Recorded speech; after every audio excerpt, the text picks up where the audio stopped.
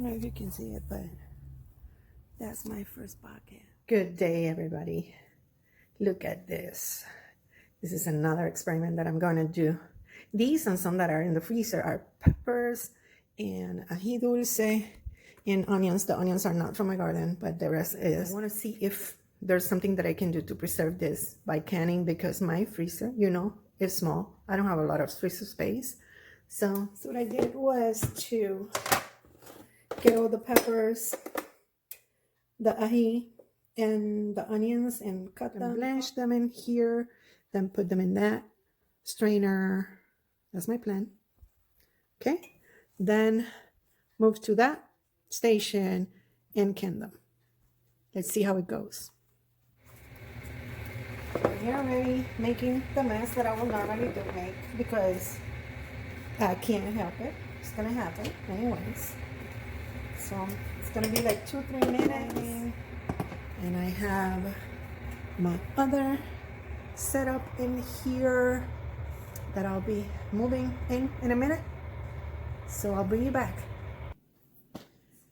I'm gonna go with my instinct. The vegetables are already starting to be a little bit on the soft side. I don't want to get them completely soft because they're gonna be processed. And the peppers are supposed to be processed in the pressure canner for 35, but the onions for 40, so I need to go with the highest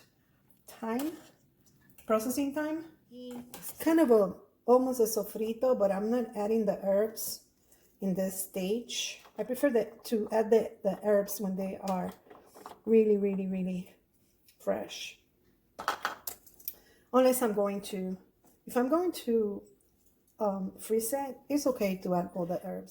Don't like how the herbs turn out when they are canned. I'll add the herbs to my sofrito, meaning the culantro and the cilantrillo, the oregano, when I am actually cooking.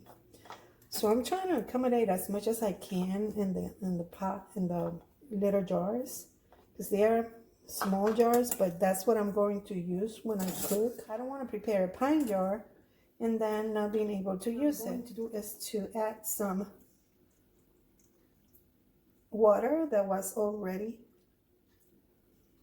boiled. Let's see. So this is my favorite debubbler. The bubbles already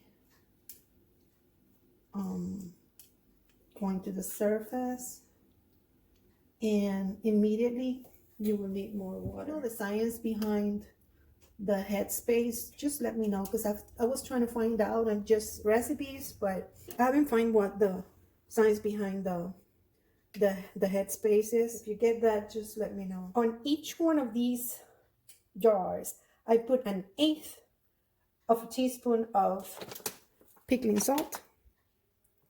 It could be pickling salt or it could be sea salt, as long as it's a natural salt and it's not a salt that is iodized, that has iodine. Okay, so I have a little bit of white vinegar in here, and I'm going to use a clean paper towel to clean all the rims. The rest of that vinegar, I'm going to throw it in the water of the canner. People that know says that will prevent the jars from staining. So 1 inch headspace. I left 3/4 of an inch headspace. Again, I'm trying this. These are really small jars. Then let's close them. They're a little bit hot. I'm gonna close some of them first and then add them to the pot.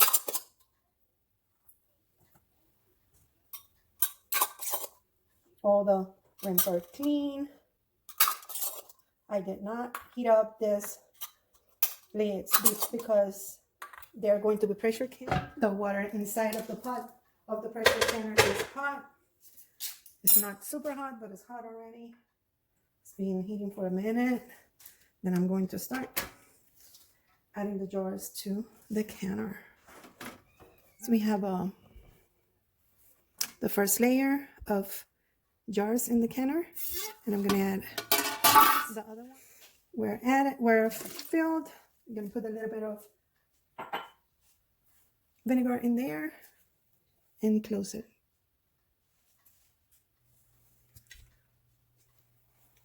Scat and close the pressure canner.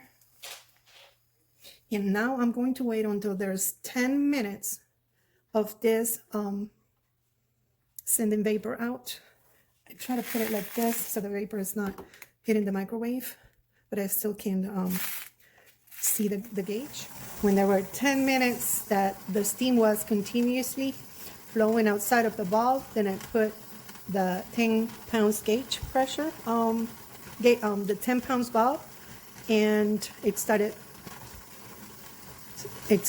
accumulating pressure. So once it is in 10 or 11 pounds of pressure, I'm going to reduce the heat.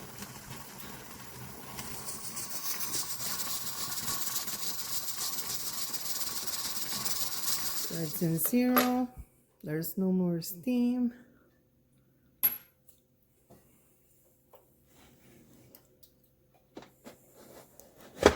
Opening against your face.